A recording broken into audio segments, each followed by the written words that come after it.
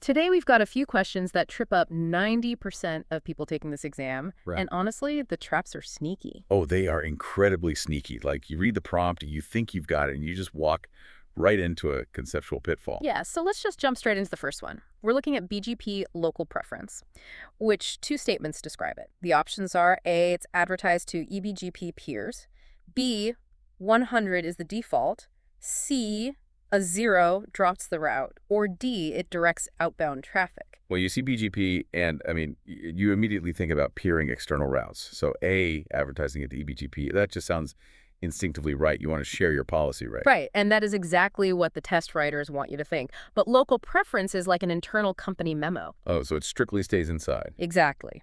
It never leaves your autonomous system, which completely eliminates A. In real-world traffic engineering, you use it purely to direct outbound traffic across specific transit providers from the inside. So D is one of our answers. And B has to be the other correct one, right? Because 100 is just the standard default metric there. Yep, you got it. C is just a distractor. So from directing internal traffic, let's talk about securely wrapping traffic to cross other networks. The encapsulation math. Uh-huh. Question 2. How much overhead does a GRE tunnel add? 12, 20, 24, or 32 bytes? What's your baseline instinct on that one? I mean, I always jump straight to 20 bytes. I just think about the standard IP header and kind of stop there. Which is such a classic oversight. The actual answer is 24 bytes. Wait, really? Where did the extra 4 come from? So imagine you're at a mid-sized SaaS company shipping a secure package. You need that 20-byte delivery IP header, the box, right? Okay, yeah. Plus a 4-byte GRE header. That's the outer shipping crate. Ah, right. Missing those 4 bytes is exactly how you end up troubleshooting MTU fragmentation issues at like 2 in the morning. Exactly. Options like 12 or 32 are really just testing if you're, randomly guessing cumulative fields. So you absolutely have to account for both. Now, speaking of tunneling, before those routers can even pass GRE traffic, they need to introduce themselves locally. Right.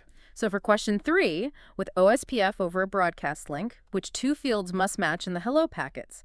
A, mask, B, dead interval, C, priority, or D, designated router? Well, I would argue for C, priority. Because if you're bringing up a broadcast network, you need to know who the boss is right away to form the topology. It sounds so logical, but no, it's actually A and B, the mask and dead interval. Forming an OSPF adjacency is basically like a secret handshake. Oh, so the timing and the subnet have to be exact. Right, like 2 cryptographic clocks syncing up. Yeah. If your subnet boundaries or your dead interval rhythms are even a millisecond off, the adjacency just drops dead. So priority and DRID don't matter at all for that initial sync. Exactly. You form the communication relationship first, figure out the hierarchy later. And speaking of designated routers, what if we just architect that complex selection out entirely? Okay, moving to OSPF point-to-point. Right, question 4. What are 2 benefits of OSPF point-to-point? A, quicker adjacencies, B, win the DR election, C, advertise networks, or D, reduce link state database size? So familiarity bias makes you want to jump at B, win the DR election, because we literally just talked about the importance of hierarchies. I have definitely fallen for that one myself, but configuring point-to-point actually bypasses the election entirely. Right, like 2 people in an empty elevator. They don't need to elect a spokesperson. That is a perfect way to look at it. Skipping the election speeds things up, so A, quicker adjacencies. And since the network representation is simpler, it inherently shrinks things, giving us D, reducing the link state database size. That makes total sense. So from fast local OSPF efficiency, let's scale back up to massive internet scale choices for our last question. Bring it in. You learn the exact same prefix from both an IBGP and an EBGP neighbor. Which route wins by default? A, highest next hop, B, highest router ID, C, IBGP, or D, shortest AS path? So, I know a lot of engineers anchor on internal routing here. You instinctively trust your internal network more, so C, IBGP sounds like a really safe bet. Yeah, but BGP does not care about your internal trust bias. No, it definitely does not. It strictly checks D, the shortest AS path, very early in the algorithm. Right, it's like GPS routing picking the shortest physical road network first, regardless of whether a friend, IBGP, or a total stranger, EBGP, told you about the route. Exactly.